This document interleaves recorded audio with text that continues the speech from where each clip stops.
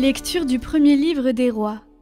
En ces jours-là, lorsque le prophète Élie fut arrivé à l'Horeb, la montagne de Dieu, il entra dans une caverne et y passa la nuit. Et voici que la parole du Seigneur lui fut adressée. Il lui dit : « Sors et tiens-toi sur la montagne devant le Seigneur, car il va passer. » À l'approche du Seigneur, il y eut un ouragan, si fort et si violent qu'il fendait les montagnes et brisait les rochers. Mais le Seigneur n'était pas dans l'ouragan. Et après l'ouragan, il y eut un tremblement de terre. Mais le Seigneur n'était pas dans le tremblement de terre. Et après ce tremblement de terre, un feu. Mais le Seigneur n'était pas dans ce feu. Et après ce feu, le murmure d'une brise légère.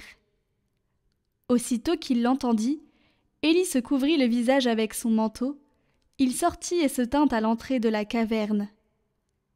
Alors il entendit une voix qui disait : « Que fais-tu là, Élie ? » Il répondit : « J'éprouve une ardeur jalouse pour toi, Seigneur, Dieu de l'univers.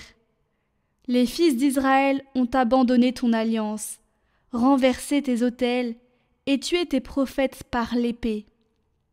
Moi, je suis le seul à être resté, et ils cherchent à prendre ma vie. » Le Seigneur lui dit : « Repars vers Damas, par le chemin du désert. Arrivé là, tu consacreras par l'onction Hazaël comme roi de Syrie.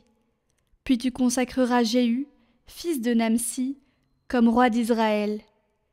Et tu consacreras Élisée, fils de Shaphat, d'Abel-Méhola, comme prophète pour te succéder. »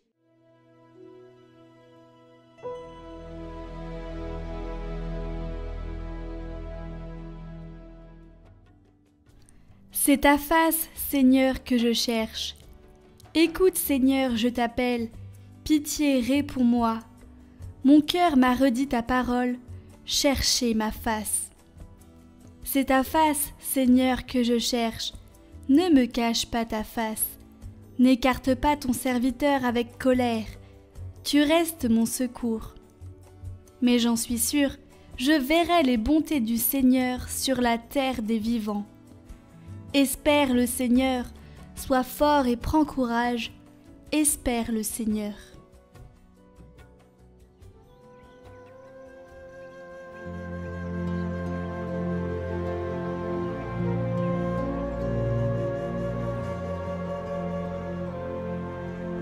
Évangile de Jésus-Christ selon saint Matthieu. En ce temps-là, Jésus disait à ses disciples : « Vous avez appris qu'il a été dit : tu ne commettras pas d'adultère. Eh bien moi je vous dis, tout homme qui regarde une femme avec convoitise a déjà commis l'adultère avec elle dans son cœur. Si ton œil droit entraîne ta chute, arrache-le et jette-le loin de toi. Car mieux vaut pour toi perdre un de tes membres que d'avoir ton corps tout entier jeté dans la géhenne.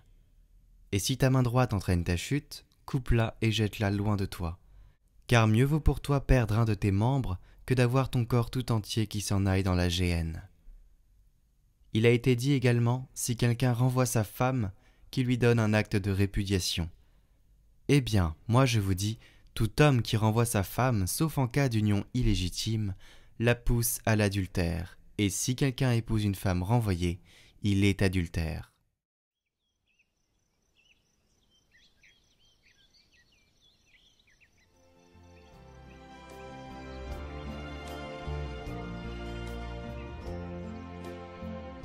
Faites attention à ne pas scandaliser. Le scandale est laid parce que le scandale blesse. Blesse la vulnérabilité du peuple de Dieu et blesse la faiblesse du peuple de Dieu. Et bien souvent, ces blessures sont portées tout au long de la vie. Et non seulement il blesse, mais le scandale est capable de tuer.